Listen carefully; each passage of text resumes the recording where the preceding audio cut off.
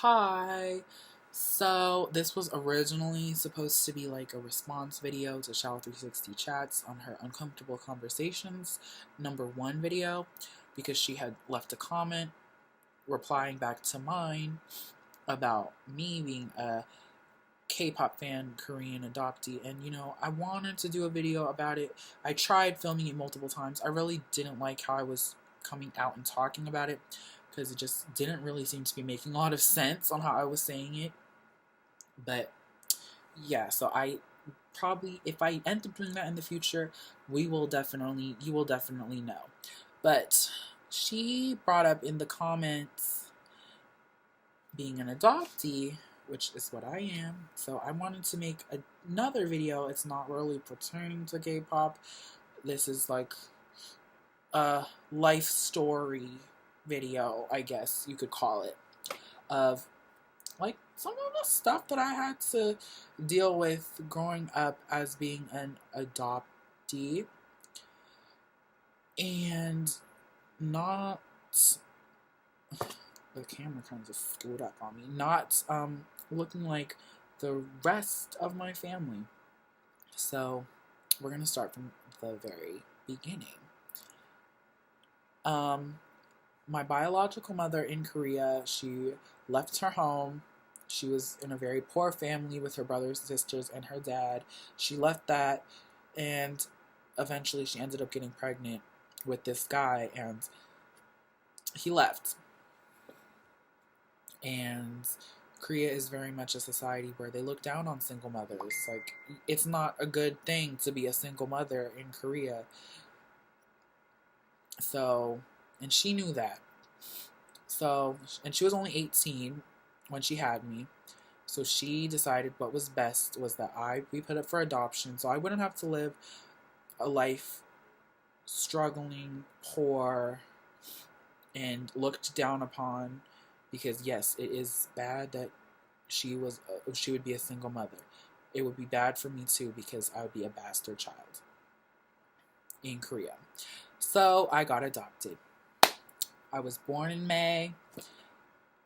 Fast forward to October, I was flown off in the plane to Los Angeles, where they handed me over to my parents, whom took me back to the Bay Area, where I've grown up as a Korean living in a white family. And I don't know much of my childhood because I kind of don't remember a lot of it. But there's like the typical assumptions. You see two white parents, and then you see this baby or this toddler that looks nothing like either of them because both my parents are white, and I'm clearly way different looking than both of them. So everyone around knows, oh, adopted or something like that. And you know what? Honestly, I didn't really think of it as being a huge issue growing up. Like 3 to like probably 4th grade, that really wasn't a big deal to me because I really didn't care. No, probably like 7th grade.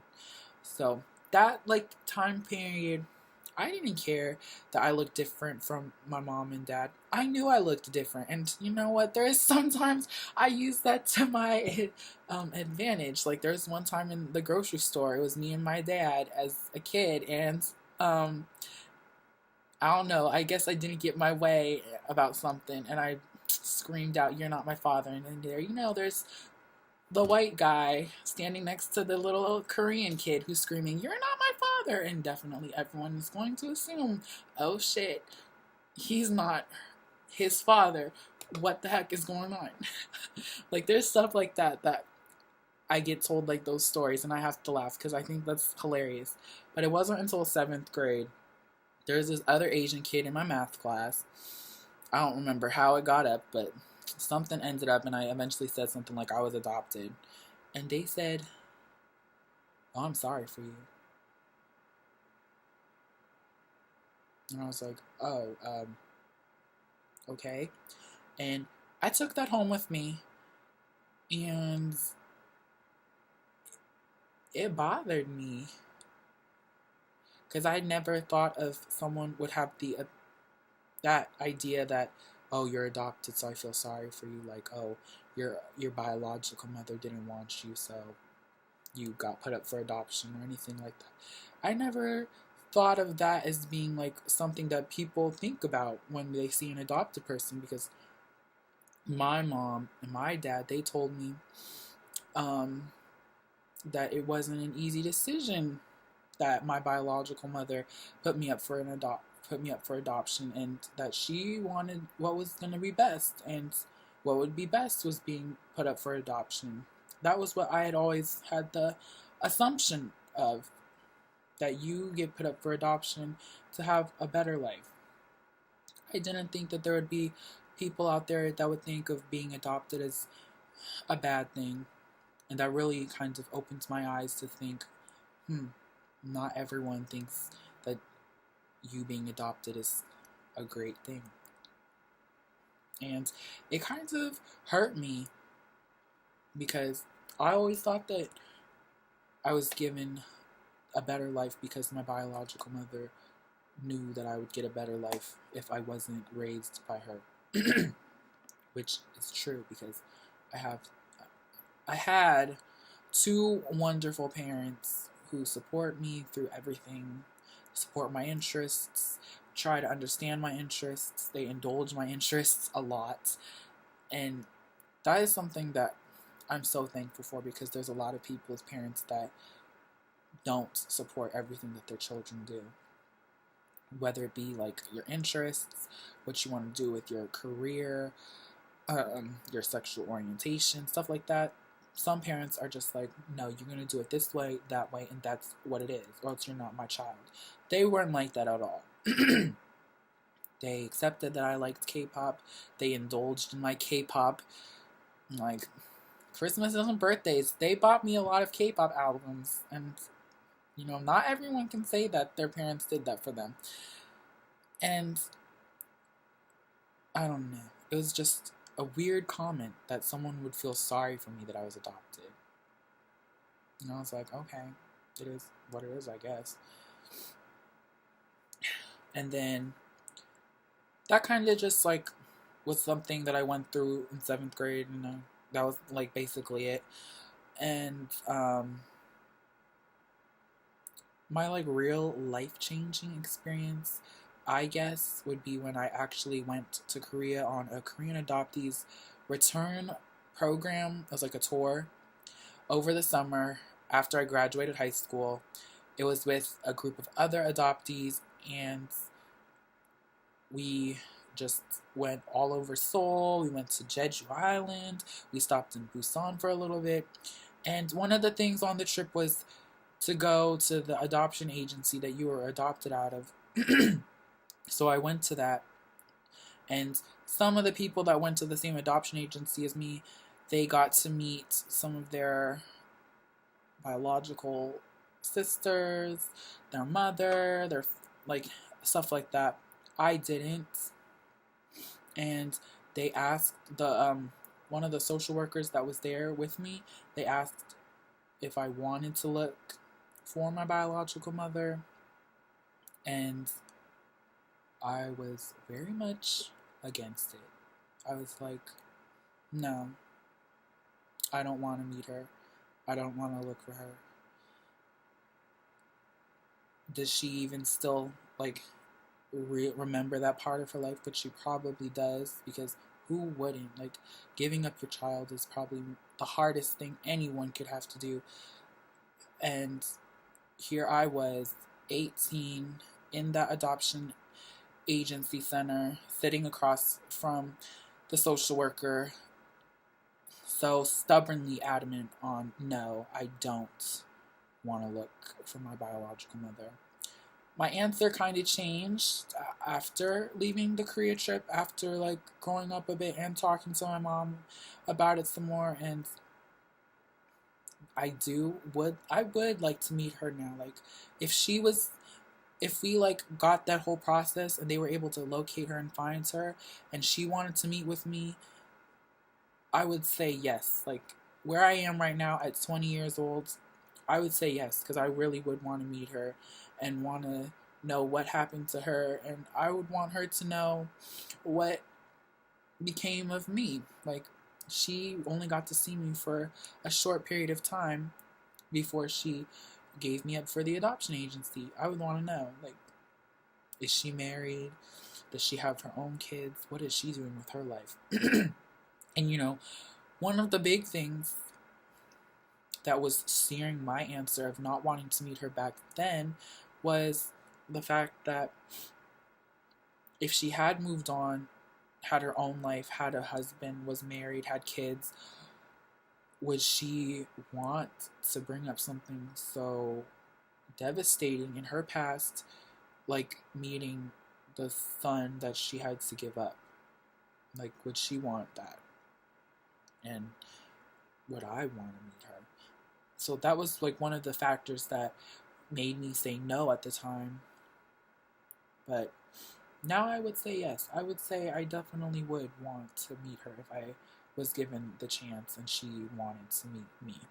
And yeah, that trip really changed a lot of my views on who I was. It was a very amazing trip. It's the best trip I've ever taken in my entire life. Like, hands down, nothing has ever compared to just those 2 weeks while I was in Korea and with a bunch of other Korean adoptees, and we all shared like the same backgrounds of that. It changed me a lot. I feel like I matured a lot from that experience. And because, sometimes I do feel like I'm not a true Asian because I didn't grow up with an Asian lifestyle. I don't have Asian parents. I don't speak Korean. And sometimes that kind of offsets me because all I can say about myself is I'm Korean. I was born in Korea. I'm adopted. That's it. Where some other my Asian friends, they can say, "Oh, I'm Chinese. My parents are Chinese. I speak Mandarin fluently. Blah blah blah." Like, I don't have the opportunity to say anything like that.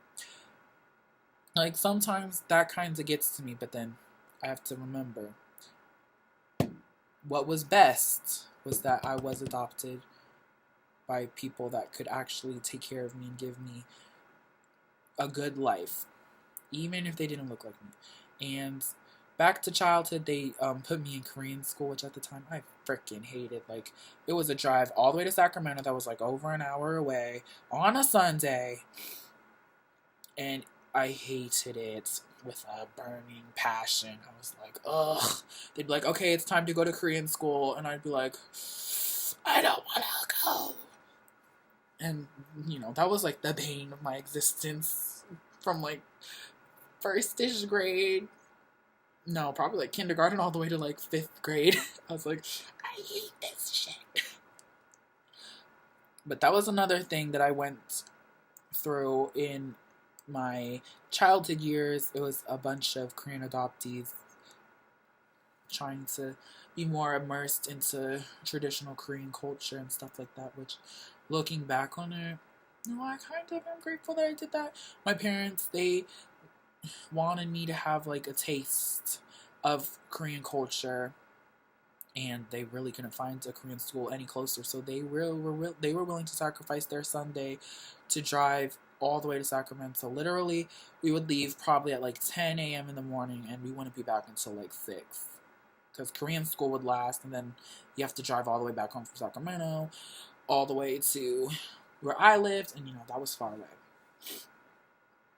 So, and I applaud my parents because they had to deal with some stuff too. Like, their kid didn't look like them.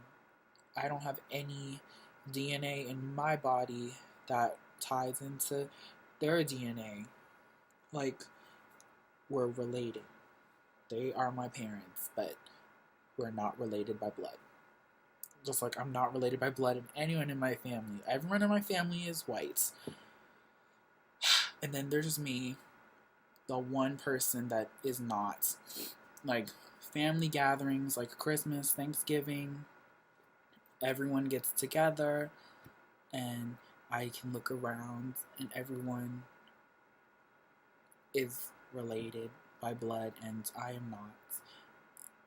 And sometimes I feel kind of lonely about that fact, but I am, at the end of the day, very thankful for what happened to me.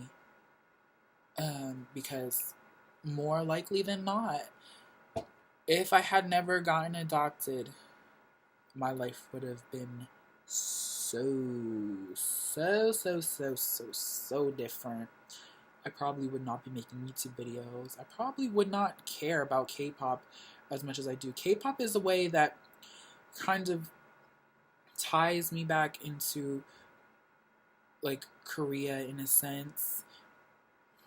Like K-pop is something very special to me because it gave me a way to delve more into Korean culture, modern Korean culture, and have an interest that was me.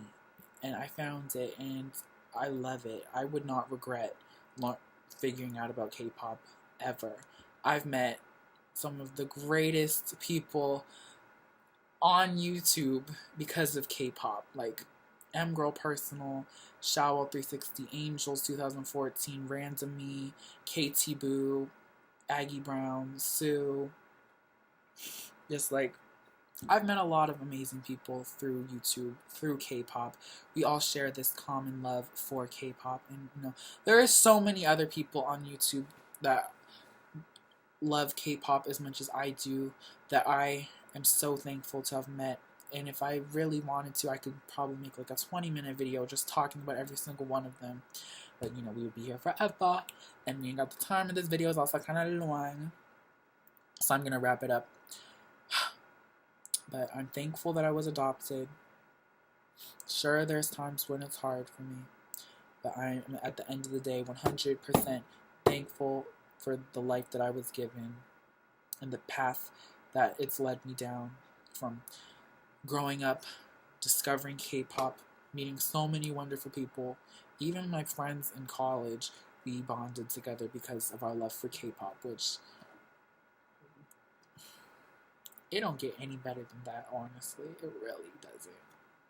So that was my adoption video, my growing up as an adoptee and everything like that.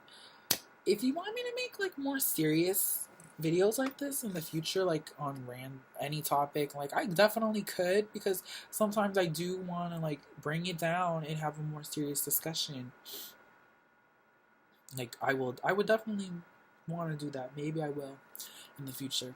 So I'll see you guys on the next video. Bye.